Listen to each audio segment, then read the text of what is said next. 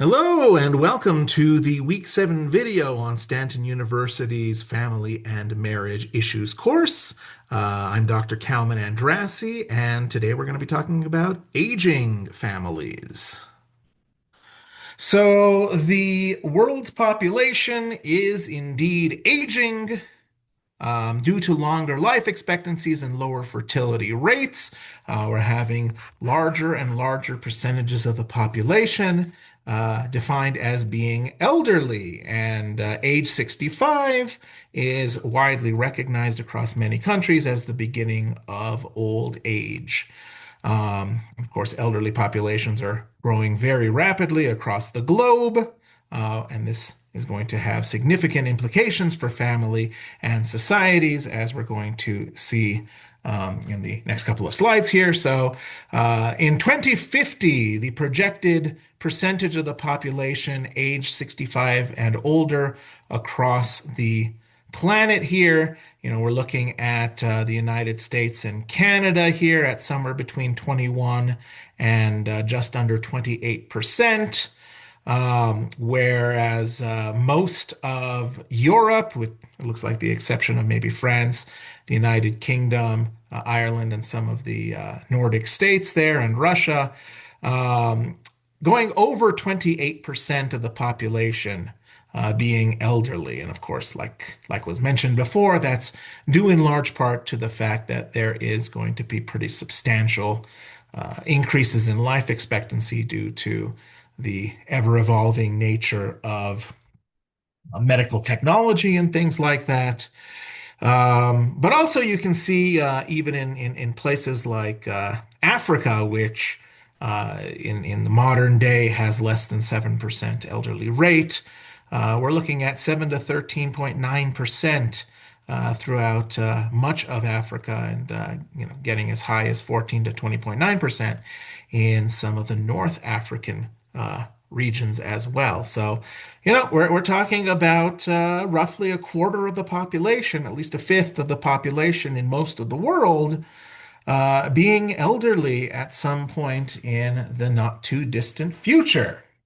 And here are some projections here in the United States, along with historical numbers of individuals over the age of 65. So going all the way back to 1900, only about 3 million elderly individuals. That number triples by 1940 at 9 million.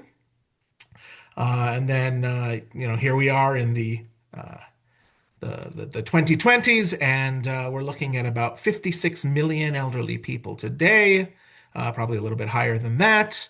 By 2040, that number will be 82 million, and then by 2060, 90 million individuals expected to be over the age of 65 here in the United States, right? So that is a huge number of individuals. Okay. So as far as theories on aging, experts study both the micro and the macro level issues related to aging. And they ask questions like, what is the aging experience like? How is society structured to meet the needs of the elderly? And how can people ultimately age successfully, right? So when we talk about the macro level theories, those are going to be the theories at the, broader societal, regional, national level, and things like that.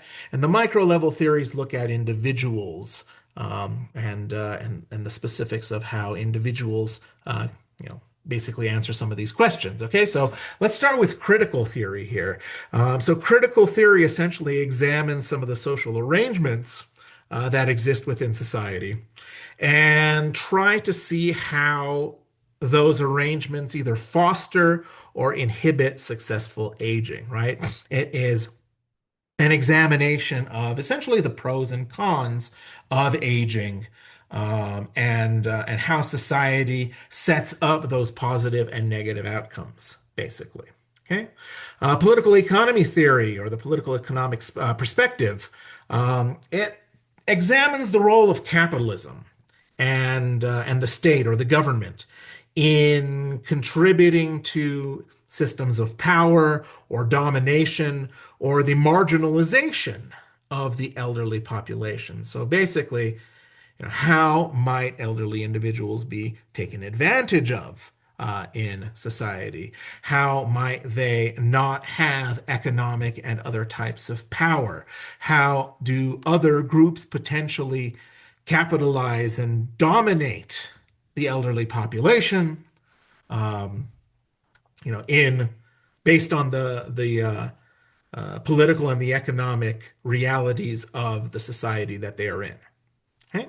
Then we have feminist theory, which, essentially asserts that women may experience aging in a different way than men ultimately do, often coming with the supposition that historically women have been devalued or ignored or oppressed, and how those social realities may be exacerbated in old age.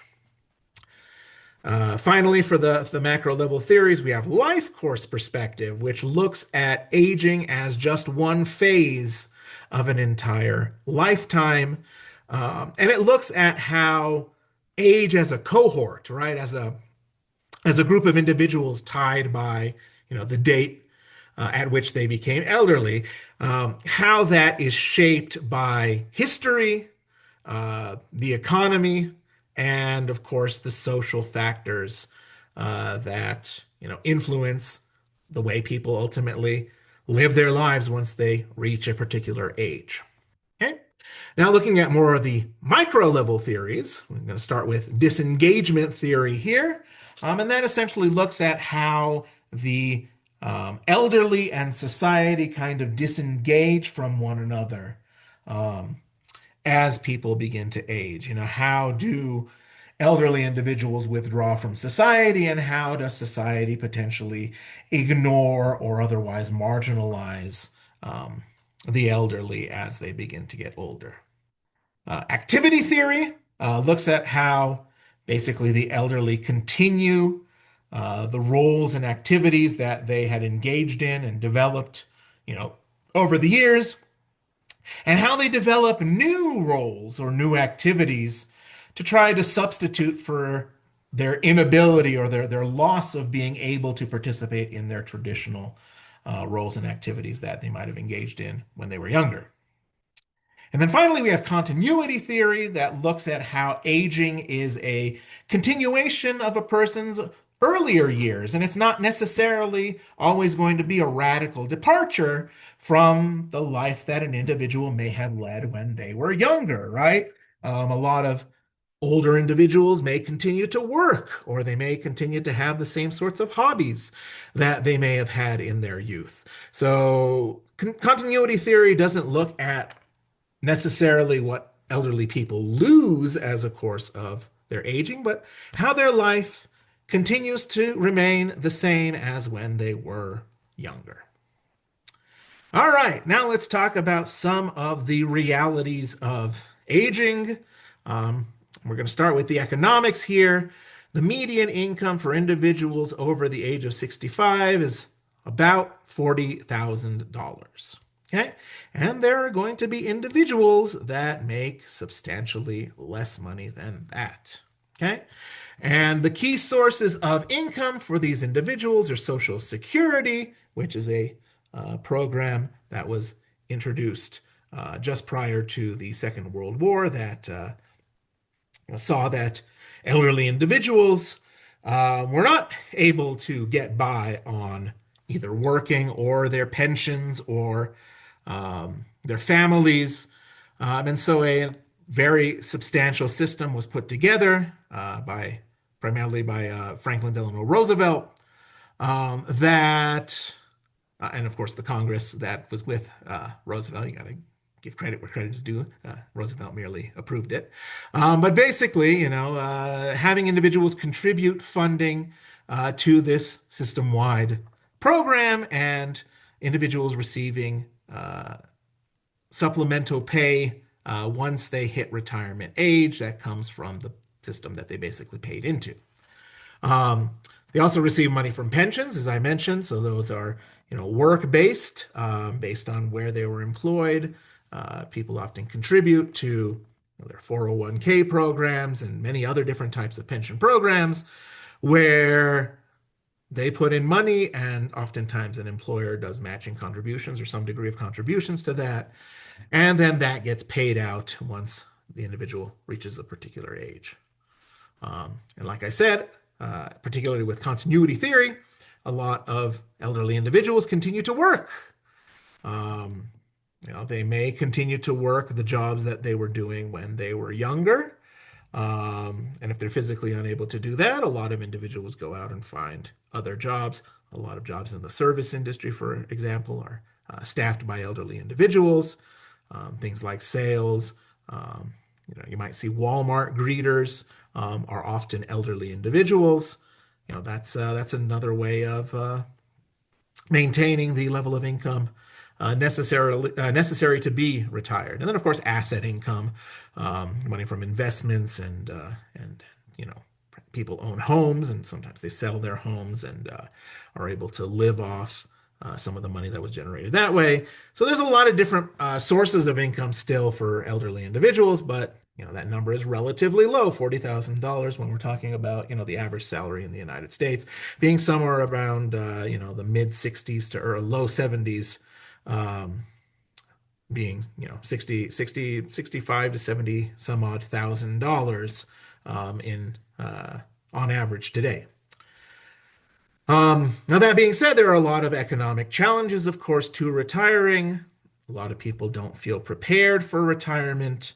And that's really showcased by what is known as the jeopardy, where there is a significantly increased risk of poverty for individuals who are elderly, women, and particularly women of color. So that's the triple jeopardy there, the triple threat that tends to be something that exacerbates the level of poverty in certain groups of the elderly population.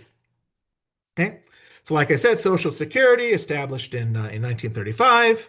Now there are some concerns about its sustainability, since there are individuals living longer and drawing from the Social Security system.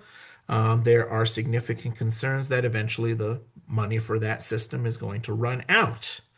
Um, and that's going to lead to a lot of problems as people have paid into it for many, many years, myself included. You know, to date, I've probably contributed 27 years of contributions to Social Security, and it would be very unfortunate indeed if I were not able to reap the benefits of what I have contributed, right? And I'm sure that a lot of the population is looking at the concerns that exist for Social Security and, are thinking the same thing. The aging couple, so married individuals or individuals that, are just together in some sort of a relationship, how they deal with the aging process and what goes on in those kinds of couples. So most older adults are or have been married, and in general, marital satisfaction rates tend to be high. Um, in the event of a female spouse dying, men are more likely to remarry than women are. Now, that being said, sexuality remains very important in late life. Um, Retirement homes tend to be very interesting places as far as sexuality goes. And one of the statistics out there is that there is a pretty significant increase in things like sexually transmitted diseases in places like retirement homes. So that's kind of an interesting fact to consider in that regard. Now, regarding LGBTQ plus elders, there are about 1.5 million elderly individuals that do identify as one of those groups. And they do tend to face isolation and have some significant health disparities over individuals that do not belong to any of these groups. So that's something that perhaps will change in time with increasing acceptance of these groups. But for right now, there still exists some pretty significant disparities therein.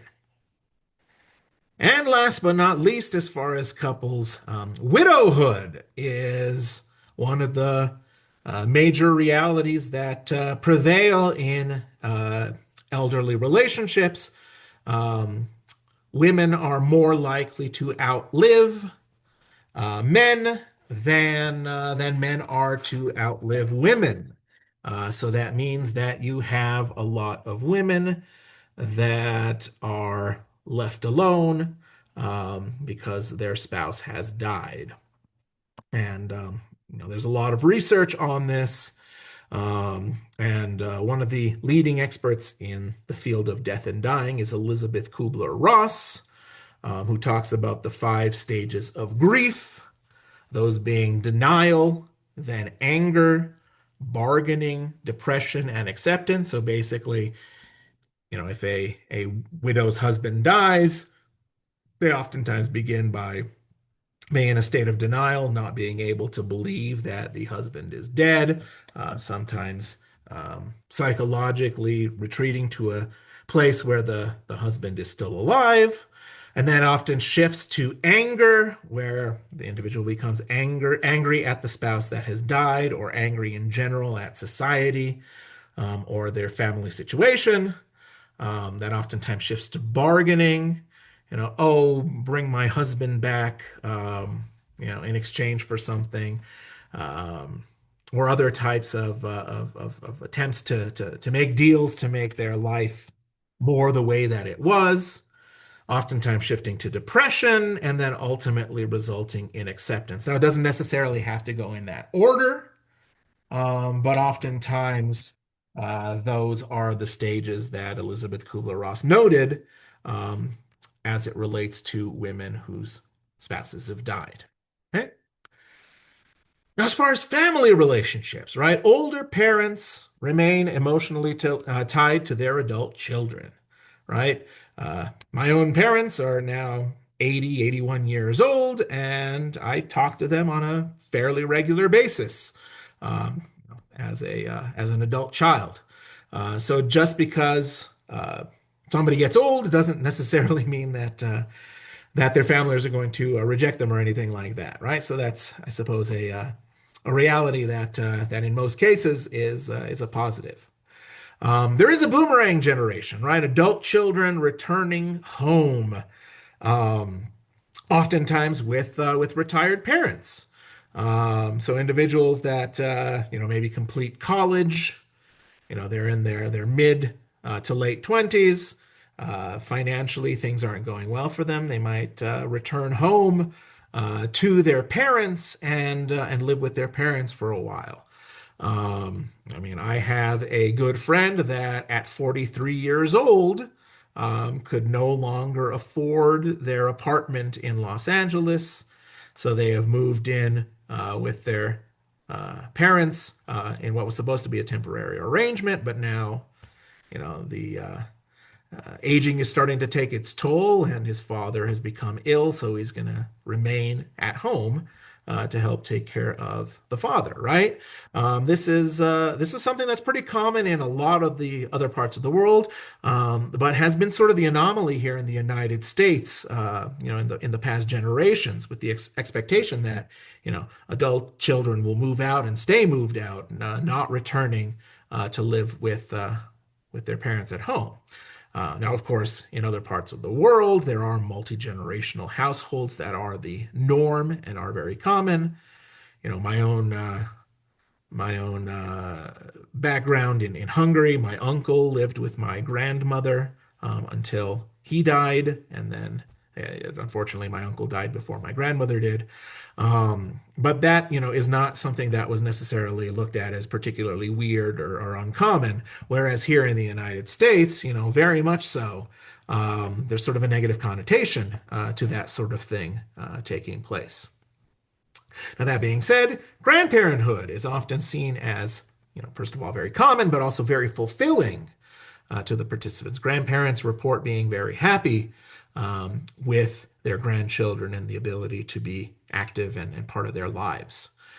So grandparents provide oftentimes direct care or just general support, even across significant distances, in caring for their grandchildren. Retirement now. So, retirement is a modern socially constructed concept. Again, here in the United States, with the advent of Social Security in 1935, retirement was not necessarily something that would often take place. And it is something that is not typically very commonplace in the world prior to pretty much the early 1900s. Gradual or delayed retirement is a lot more common in much of the world. Most people work beyond the age of 65 or whenever they can receive their retirement benefits, oftentimes going until as long as their health basically allows them to. Um, but not always the case. For example, my father-in-law is very much looking forward to retiring into his fantastic home in Colorado, which I am presently in for the summer.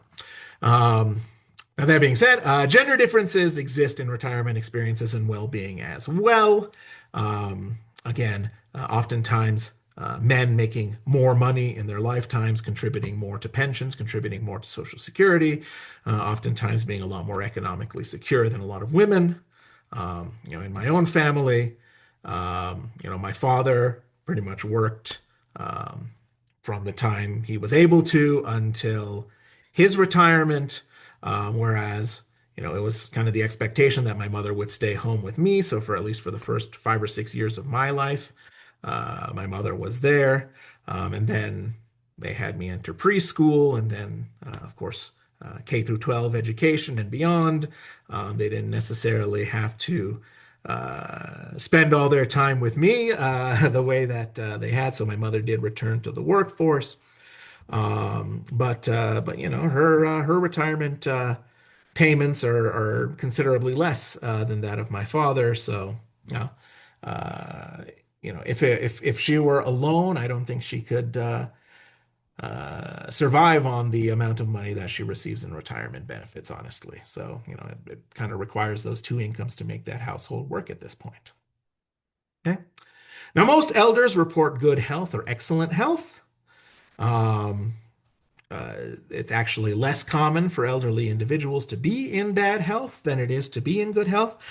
But of course, as time progresses, the likelihood that there will be a drop in their overall health becomes almost a certainty, because unfortunately, all good things must come to an end, and all individuals who are elderly eventually do meet the prospect of their own end of life. Okay? Now, there are a lot of different potential declines that may occur, and I had worked in vocational rehabilitation in my early years following my completion of college. And one of the things that became abundantly clear is that if you live long enough, you're going to be disabled in one way or another. And so, you have different ways of measuring functional ability, and that includes both physical and, of course, mental capacities. Um, my students will be able to read all about that in the textbook. But one of the big and most significant ways in which individuals who are elderly sometimes meet with some significant cognitive decline is dementia, which are a category of different maladies that essentially affect memory and independence. And chief among those is Alzheimer's disease, which can be a pretty devastating um, uh, degree of cognitive decline where individuals lose their capability of being able to take care of themselves. So that being said, with all of these potential declines in health, there is oftentimes long-term care available here in the United States. either informal or through assisted living or nursing homes. So, individuals who can afford it can often go into assisted living facilities or these kinds of nursing homes and receive medical and other types of care and attention. But also, it oftentimes rests on the shoulders of an individual's children or family or friends to take care of them when they do get older. And certainly, as my parents are getting older, I am looking at the potential prospect of having to take care of them, or to make arrangements to make sure that they are able to function, as the potential for their health declines pretty much year by year. So that is something to kind of keep in mind as well, that there are these long-term care programs, and as functionality is destined to eventually go below the good and the excellent health levels that are generally reported by the elderly. Those services do exist. Okay, Medicare. So Medicare was established in 1965, and it covers most elderly individuals, but not all of the costs associated with their health care costs. So elderly persons spend an average of $6,150 a year on health care that is not covered by Medicare. And, when we're talking about on average making 40,000, meaning a lot of individuals make a lot less than 40,000, and, some individuals perhaps making a little bit more than 40,000. $6,000 is, well over 10% of the average individual's income. And, when you have to factor in things like housing and food and other costs like that, that can be a lot of money for elderly individuals, right? So there are a lot of concerns about gaps in coverage, insurance providers refusing to pay for certain services, and of course, various demographic shifts that are leading to changes in the way that Medicare needs to operate, right? And of course, there is something known as the sandwich generation, and that's where individuals that oftentimes are married and have children both have to take on the responsibility of caring for their own children, but then also going and taking care of their aging parents, oftentimes with very, very little support as well. So that is, again, another significant reality that needs to be acknowledged as well, either by policy or just simply by awareness of the children of elderly individuals, that this is something that could potentially be something that economically makes or breaks their parents, and also themselves if they're going to be involved in providing care and things like that. All right. So that all being said, thank you so much for being a part of this video and watching. And I hope you will take the time to watch the next video in this series as well. Thank you so much and have a fantastic day.